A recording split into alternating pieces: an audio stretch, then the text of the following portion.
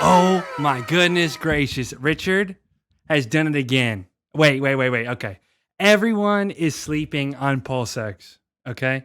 We know that pulsechain is going to be good. We know that Hex is good. Richard Hart is going insane with this game theory. Okay. PulseX, what is it? It's a decentralized exchange. Okay. Why are decentralized exchanges good? Because it represents everything that's the whole idea of crypto. You get rid of middlemen. They charge you outrageous fees. Now DEXs charge you fees too, but it's well under, and you're not giving up your keys to anyone else to use. So you maintain, you're trading on the blockchain, and it's beautiful. Decentralized exchange. Uniswap was like the first one that came out like 2 years ago or something. And now there's like PancakeSwap, SushiSwap. It's an open source software. PulseX is absolutely crazy. So PulseX is the decentralized exchange, is the premier decentralized exchange on PulseChain.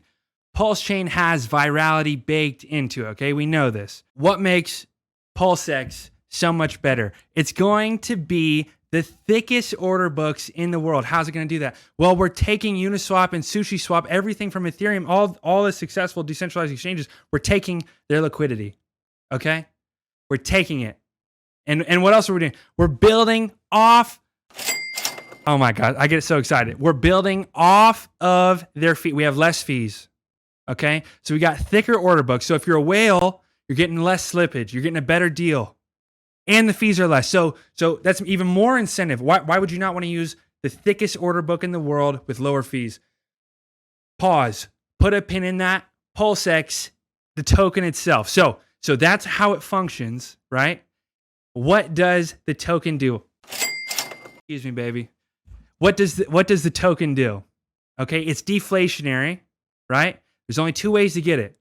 You either sacrifice or you market buy. That's the only way you can get it. Okay?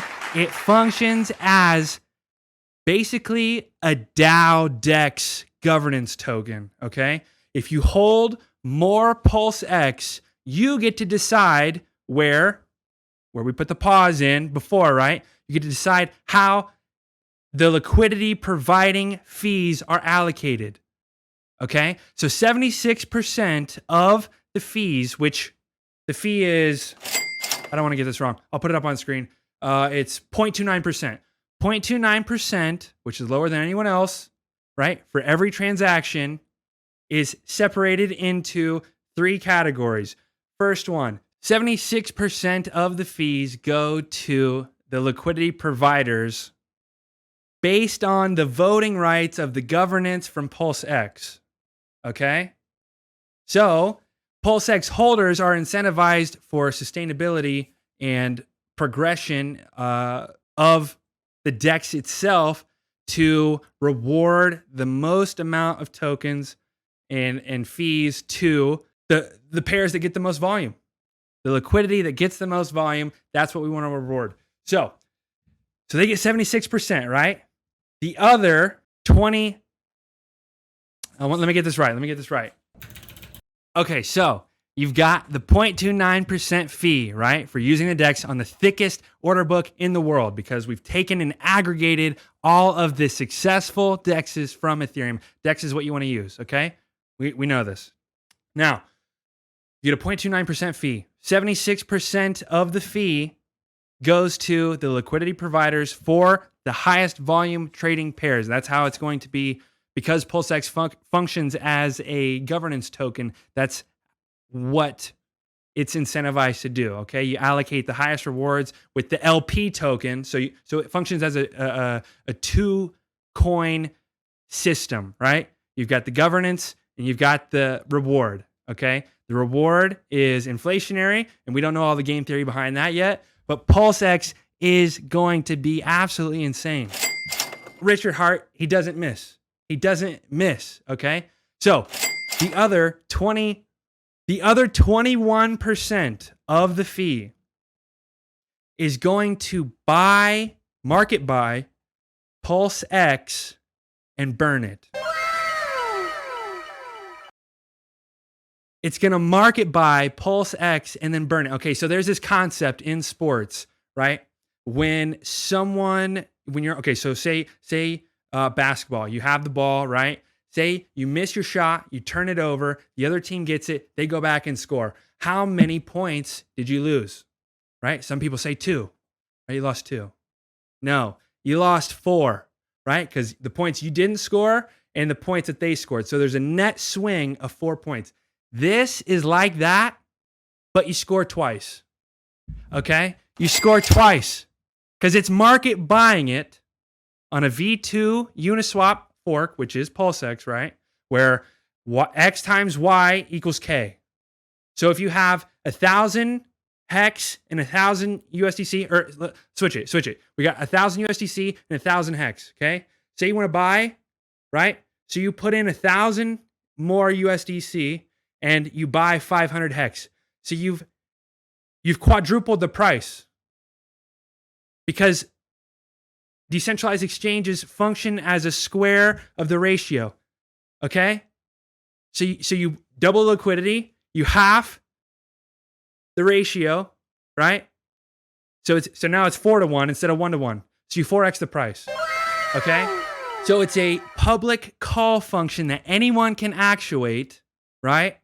And you pay the gas, and the gas is cheap. But even if the gas wasn't cheap, it's still you're most likely going to get a reward of the LP token to then make it profitable. So at a certain point, it reaches parity or above and beyond, and then you say, okay, it's worth it for me to actuate this function for the bot to buy back, market buy the PulseX, and then burn it. You score twice. Okay? The other 3% goes to a wallet that we have no expectations of. Standard practice, right? Standard issue. People are sleeping on this. And if you haven't watched K4K Crypto, go watch his video. Okay, because it took me a while to kind of get this to click. Okay, I was like, PulseX, it might be good. This is going to be insane. Why? Because Uniswap does about 80% of the volume, the trading volume on Ethereum. We're gonna use SushiSwap as an example. SushiSwap did about $150 billion in trading volume in a year and a half. How much does that come out to? How much market buy and burn is that going to be? It's 90 billion, or excuse me. It's $90 million. $90 million in constant buying pressure, right? And that's if we do okay, right? That's if we do 20% or so, 15 to 20% equivalence to Ethereum trading volume on a decentralized exchange. On the thickest order book in the world with the lowest fees, where piggybacking off the built-in virality of pulsechain, where you just find out that you have more coins, right? So you're getting the largest airdrop. You don't think that's going to increase volume? Say we do even better than that. Say like Uniswap, or if you can combine all of them, it did $1 trillion in a year and a half. You never do math on a video, but okay, 1 trillion. Okay, so if we did $1 trillion in trading volume, we have a buying pressure of $600 million. Okay, and that's what's already been done. To put that in perspective, Hex has about $20 million in liquidity. So if we have about the same liquidity as Hex, and Hex has been around 2 years, and it's the most appreciative asset that's ever existed, right? I mean, it's gone up 1,000,000% in a year and a half. Okay? So if we're getting that type of buying pressure, what do you think when you operate on a V2 fork like PulseX decentralized exchange? Right? Remember this? Okay? It's going to go berserk. And people aren't really getting it. I watched the K4K crypto. If you haven't seen it, go watch that. It's going to be absolutely nuts. This buying pressure, if no one did anything, right? But trade on the system, on the network that has virality baked into it, okay? There's going to be trading volume. So if we did about 500,000 trading volume on PulseX, the decentralized exchange, a day, right? It would take about 3 days to hit $1 million in buy and burn. So every month we have $10 million in buying pressure.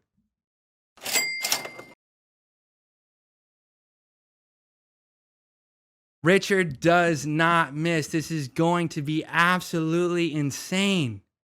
So I was hesitant to make this video because, you know, I want to be the only one who sacrifices and be the whale. But I felt like I had to. So the sacrifice is going to happen in the next day or two, right? Because I was watching I watch all of Richard's streams, and I was like kind of getting it. I was like, okay, right? They changed up, you know, the game theory a little bit. There's the 2 token system, right? So now, like I said, PulseX functioning as a governance DAO DEX, where we vote on the highest traded volume pairs to distribute and allocate the reward, which is the second token. And the other portion of the fees are a market buy and burn. The price of PulseX is going to go bananas. This has never been done before. The game theory is impeccable. Richard Hart just wins. He just wins harder. We're going to be in our own ecosystem. We don't need anybody else, okay? If we need it, we build it. And that's what it is. Peace and love. Let's learn from each other. Comment down below. Subscribe. All that stuff. Hit the bell.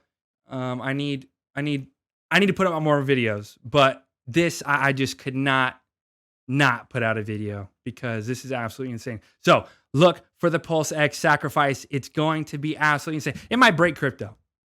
It might be. And I love Hex. I think Hex is Nobel Prize worthy because no other financial instrument has ever gotten people to lock up their money for longer and enjoy the reward of delayed gratification, right? You're getting yield.